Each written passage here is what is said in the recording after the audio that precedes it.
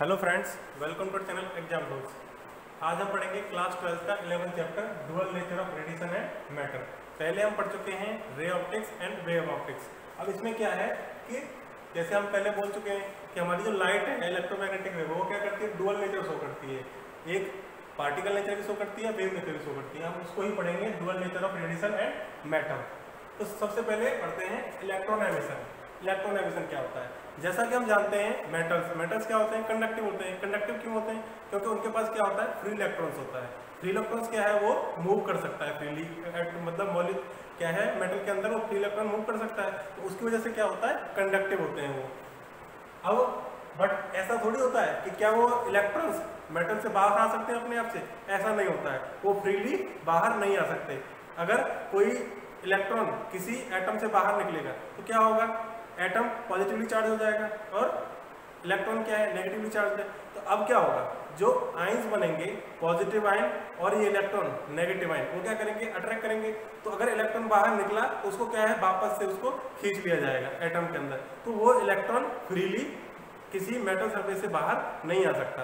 But अगर उसको एक एक्स्ट्रा एनर्जी, जो एनर्जी चाहिए उस ओवरकम को, जो हमारी अट्रैक्टिव फोर्स है उसको ओवरकम करने के लिए अगर हमें एक्स्ट्रा एनर्जी जो चाहिए वो अगर कहीं से मिल जाती है, वो सोर्स कुछ भी हो सकता है। वो सोर्स थर्मोआयनिक, मतलब हम हीट एनर्जी के फॉर्म में भी दे सकते हैं, या फिर फील्ड या पोटेंशियल। हम क्या किए, potential difference, high potential difference apply कर दिए। तो उससे क्या है, जो इलेक्ट्रॉन रिलीज कर रहा है मेटल, वो क्या होगा, उसको अगर खींच लिया मैंने फील्ड की वजह से। अगर इलेक्ट्रॉन है, ये कोई अगर इलेक्ट्रॉन है, मैं यहाँ पोटेंशियल अप्लाई कर दिया, ये मान लीजिए ये क्या है, पॉजिटिव है, ये यहाँ नेगेटिव है पोटेंशियल का। तो अब क्या है, इलेक्ट्रॉन पॉजिटिव की तरफ अट्रैक्ट हो जाएगा। तो अगर मैं sufficient amount of field apply करता हूँ तो उसकी वजह से क्या होगा, इलेक्ट्रॉन एमिशन हो सकता है।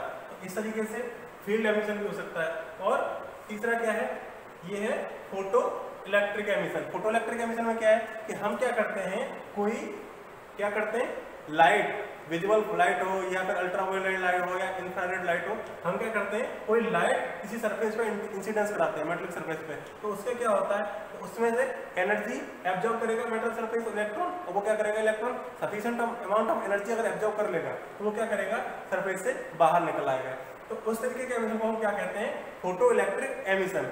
हम इसे फोटो इलेक्ट्रिक एमिशन को और डिटेल में पढ़ेंगे। उससे पहले कि अब ये जो हमारे एमिशंस हो रहे हैं, चाहे वो थर्मोआयनिक एमिशन हो या फील्ड एमिशन हो या फोटो इलेक्ट्रिक एमिशन हो, वो किस पे डिपेंड करते हैं, वो डिपेंड करते हैं वर्क फंक्शन पे। वर्क फंक्शन क्या होता है, it is the minimum amount of energy required by an electron to come out from the metallic surface, या एटम से बाहर निकलने के लिए मिनिमम अमाउंट ऑफ जो एनर्जी है जो इलेक्ट्रॉन को चाहिए बाहर आने के लिए, उसको क्या बोलते हैं, हम वर्क फंक्शन कहते हैं।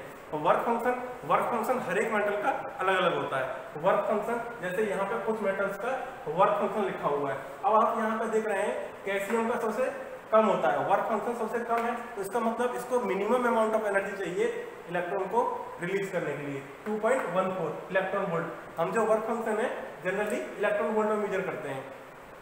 तो अब बाकी आप देख रहे हैं, उसके बाद पोटेशियम, सोडियम, और सबसे ज्यादा किसका होता है, प्लूटोनियम। अब इसका भी एक ट्रेंड आप देख रहे हैं कि ये जितने भी आप देख रहे हैं, पोटेशियम, सोडियम, कैल्शियम, ये सबसे ऊपर है। ये ऊपर है क्योंकि ये क्या है, हमारा जो फर्स्ट पीरियड है उसके अंदर लाई करते हैं।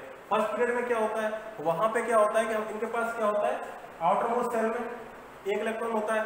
अब एक इलेक्ट्रॉन होता है तो वो क्या है, ये इजिली रिलीज कर सकते हैं, ये इजिली रिलीज कर सकते हैं। और कैल्शियम का सबसे ज्यादा क्यों होता है, इनमें सब में क्या है, एक ही इलेक्ट्रॉन है आउटर मोस्ट सेल में, बट कैल्शियम का फिर भी सबसे ज्यादा है। ऐसा क्यों होता है, कैल्शियम का सबसे ज्यादा होने का रीजन ये है कि जब ये आयन फॉर्मेशन होता है, जब आयन फॉर्मेशन होता है तो उसमें क्या होता है, साइज अगर बड़ा होगा, कैल्शियम क्योंकि नीचे आता है टेबल में, साइज बड़ा होगा तो आयन पे जो रिलेटिवली चार्ज होता है, एवरेज चार्ज, वो कम होगा। जो एवरेज चार्ज है वो कम होगा, ये जो आयन है वो स्टेबल होगा। या फिर जब चार्ज कम होगा तो अट्रैक्टिव फोर्स है वो भी क्या होगा, कम होगा। तो कैल्शियम सरफेस से निकलना इलेक्ट्रॉन बहुत आसान होता है बाकी के कंपैरिजन में। जब आसान होगा इसीलिए वर्क फंक्शन उसका मिनिमम होता है। तो जैसे जैसे हम और देखते हैं मटेरियल, और भी जैसे कैल्शियम है उनका इसके बीच में कहीं लाई करता है, और भी मेटल्स हैं उनका भी जो पोटेंशियल है वो कैल्शियम से ज्यादा है या इससे पोटेशियम से ज़्यादा है या सोडियम से ज़्यादा है। तो इस तरीके से ये कुछ मेटल्स का वर्क फंक्शन है। इसी के बेसिस पे वर्क फंक्शन के बेसिस पे इलेक्ट्रॉन एमिशन होता है। तो इलेक्ट्रॉन एमिशन की वजह से, जैसे कि मैं बताया फोटो इलेक्ट्रिक में मैं बताया क्या, हम कोई लाइट इंसिडेंट कराते हैं सरफेस पे, उसकी वजह से क्या होता है, एमिशन होता है, उसको हम फोटो इलेक्ट्रिक एमिशन बोलते हैं। तो अब फोटो इलेक्ट्रिक एमिशन हो रहा है, तो अब आता है अगला टर्म फोटो इलेक्ट्रिक इफेक्ट। जैसा कि मैंने बताया कि हमने लाइट इंसिडेंट कराई तो उससे क्या होगा, इलेक्ट्रॉन रिलीज होगा। तो इलेक्ट्रॉन जो रिलीज होता है तो उसको अगर हम किसी भी तरीके से अगर हम कोई एक चैनल बना दिए वो इलेक्ट्रॉन को फ्लो कराने के लिए, अब उसको फ्लो ऑफ इलेक्ट्रॉन को हम क्या कर सकते हैं, यूज कर सकते हैं। फ्लो ऑफ इलेक्ट्रॉन को हम यूज कर सकते हैं एज टू हम कोई डिवाइस को रन करने के लिए या फिर बल्ब को जलाने के लिए किसी भी फॉर्म में। तो उससे क्या होगा, जो इलेक्ट्रॉन का मोशन है वही तो करंट होता है। तो हम इस तरीके से करंट या फिर पोटेंशियल डिफरेंस जनरेट कर सकते हैं बाय अप्लाइंग सम, जैसे हम कोई भी लाइट सोर्स इंसिडेंट करा के सरफेस से, उससे क्या है, हम इलेक्ट्रिसिटी जनरेट कर सकते हैं, पोटेंशियल डिफरेंस जनरेट कर सकते हैं। उसी को क्या कहते हैं, फोटो इलेक्ट्रिक इफेक्ट कहते हैं। अब फोटो इलेक्ट्रिक इफेक्ट की स्टार्ट कहां से हुआ, किसने सबसे पहले स्टडी किया, जैसे हर्ट्ज ने सबसे पहले फोटो इलेक्ट्रिक इफेक्ट को स्टडी किया या फिर ऑब्जर्व किया। हर्ट्ज एक्सपेरिमेंट कर रहे थे, उसमें क्या कर रहे थे वो, कि वो जैसे कोई आर्क प्रोड्यूस करके क्या कर रहे थे, मेटल के वो फॉर्म कर रहे थे कि कोई इलेक्ट्रोमैग्नेटिक वेव फॉर्म करने के लिए स्टडी कर रहे थे। He was investigating the formation of electromagnetic by arc या फिर थर्मोडायनामिक एमिशन या आर्क के फॉर्म में वो क्या कर रहे थे कि इलेक्ट्रोमैग्नेटिक वेव का जनरेशन कर रहे थे। तो उस टाइम उन्होंने क्या ऑब्जर्व किया कि अगर मेटल सरफेस पे कोई लाइट इंसिडेंट हो रही है तो उसमें क्या हो रहा है, स्पार्क जो जनरेट हो रहा है वो बहुत तेजी से जनरेट हो रहा है और हाई वोल्टेज का स्पार्क जनरेट हो रहा है।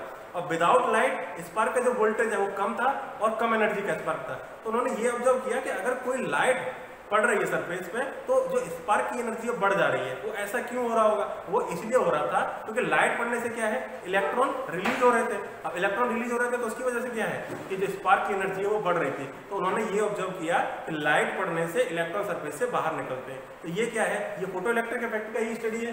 दूसरा, ये हॉलबैक एंड लेनार्ड, इन्होंने भी सिमिलर ऑब्जर्वेशन किए। उन्होंने क्या ऑब्जर्व किया कि अगर कोई सर्किट है तो वहां पे हमने क्या किया, एक मेटलिक सरफेस लगाया, मेटलिक सरफेस, तो अब उसको क्या किया, इल्यूमिनेट किया बाय लाइट, कोई भी फॉर्म की लाइट से इल्यूमिनेट किया। और उन्होंने क्या किया, सर्किट को कंप्लीट कर दिया बाय अप्लाइंग पोटेंशियल डिफरेंस।